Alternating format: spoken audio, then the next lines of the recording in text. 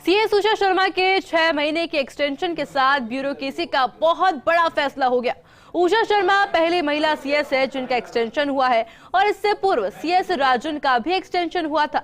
CS Usha Sharma के extension से न सिर्फ सरकारी योजनाओं और नीतियों को बेहतर रूप से अमल में लाया जा सकेगा, बल्कि सीएम गहलोत के मिशन रिपीट की कोशिश में एक कदम आगे बढ़ा जा सकेगा।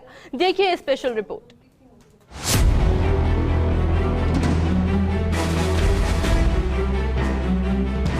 लगातार मॉनिटरिंग, कड़ी मेहनत, गुड गवर्नेंस से लेकर सर्विस डिलीवरी तक सीएस उषा शर्मा हर कसौटी पर खरा उतरी है। ऐसे में उनका एक्सटेंशन बेहद लाजमी माना जा रहा है। दिसंबर 2023 में नई सरकार का गठन होगा और इस लिहाज से भी सीएस उषा शर्मा का 6 महीने का एक्सटेंशन बेहद जरूरी था। नए सीएस को जारी योजनाओं की गति के हिसाब से फील्ड में असर दिखाना बेहद चुनौतीपूर्ण हो जाता। 1 फरवरी 2022 से लेकर अब तक सीएस उषा शर्मा ने अपनी शानदार कार्यशैली के चलते कभी पीछे मुड़कर नहीं देखा। सीएस उषा शर्मा ने पूरी शिद्दत से सरकार की फ्लैगशिप योजनाओं को लागू करने के साथ साथ क्रियान्वयन और मॉनिटरिंग में कोई कसर नहीं छोड़ी।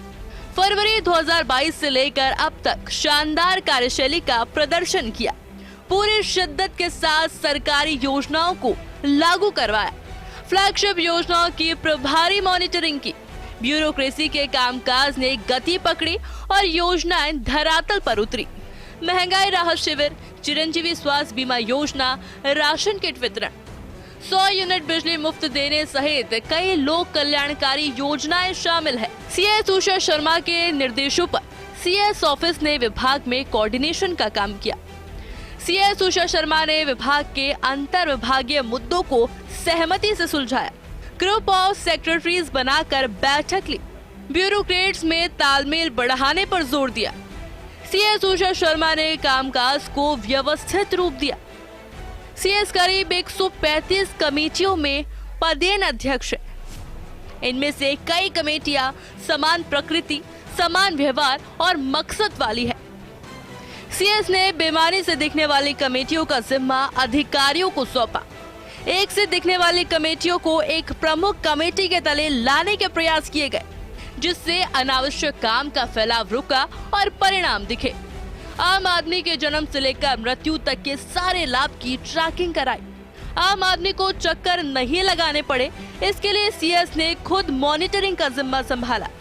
कलेक्टर्स की फ्लैगशिप योजनाओं के आधार पर रैंकिंग की, जिलों में सरकार की फ्लैगशिप योजनाओं को लेकर काम की मॉनिटरिंग की।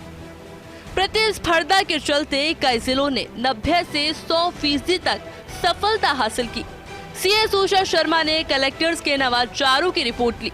हर कलेक्टर को अपनी योजना या प्रोग्राम के हिसाब से नवाचार चुनकर उसे करने का लक्ष्य दिया।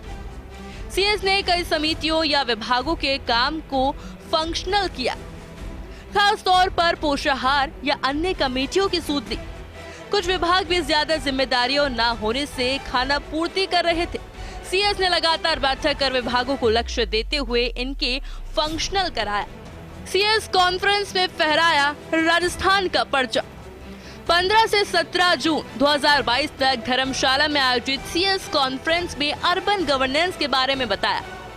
सीएस उषा शर्मा ने भूमि के बदले भूमि देने की राजस्थान की योजना को बताया, जिसके जरिए समझाया कि किस तरह भूमि अवाप्ति, मुआवजे और पुनर्वास की समस्या हल हो सकती है। ई फाइलिंग के निपटारे के प्रोसेस में 30 दिन से लेकर 24 महीने तक का समय तय किया। 1 जनवरी 2023 से सचिवालय को पूरी तरह ई फाइल आधारित सिस्टम बनाया। पहली श्रेणी की रूटीन फाइल्स का 30 दिन में निपटारा तय किया। दूसरी श्रेणी की ओकेजनल फाइल्स का 30 दिन से लेकर 90 दिन में निपटारा तय किया। तीसरी श्रेणी की फाइल्स का 3 से 24 महीने में निपटारा तय किया। कर्मचारी का आसान तरीके से नोटशीट तक अपने घर से लिख सकेगा। ई गवर्नेंस, पारदर्शिता और गुड गवर्नेंस को बढ़ावा दिया गया।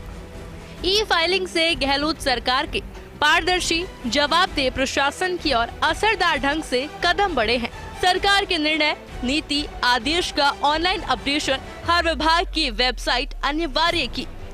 सभी जरूरी नियम जारी होने के चलते प्रशासनिक कामकाज में सहजता आ सकी। सीएस उषा शर्मा एक्सटेंशन पाने वाली पहली महिला सीएस है। दो विपरीत विचारधाराओं वाली सरकार के बीच एक्सटेंशन पाना वास्तव में सीएस उषा शर्मा के काम को पहचान मिलना माना जा रहा है और साथ ही राज्य सरकार की बड़ी सफलता भी है। पिछले करीब 1 दशक में एक साथ 6 महीने का एक्सटेंशन किसी भी सीएस को नहीं मिला है और ऐसे में ब्यूरोक्रेटिक लहजे से तो इसकी अहमियत है ही है और साथ ही सियासी दृष्टि से भी इसे बेहद अहम देखा जा रहा है। साथ ही साथ इसे गहलोत सरकार की बड़ी जीत के रूप में भी देखा जा रहा है। कैमरा पर्सन घनश्याम के साथ Rituraj Sharma, first India news, Jaipur.